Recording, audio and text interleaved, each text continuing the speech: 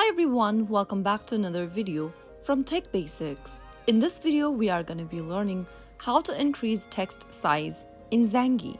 To increase the text size in the Zangi private messenger app, open the Zangi application first and log into your account. From the homepage of Zangi, tap on the gear button or the settings button at the bottom right hand corner.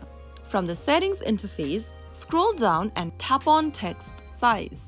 Inside text size, go ahead and drag the little slider towards the right hand side to increase your text size, whereas if you'd like to decrease your text size, make sure you move it towards the left hand side.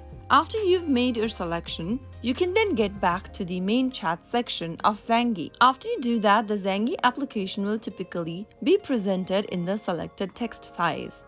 I hope you found the video to be helpful. If it was, make sure to give us a thumbs up. Don't forget to subscribe to Tech Basics for more Zangi tips and tricks. I will be back again in the next video. Thank you for watching.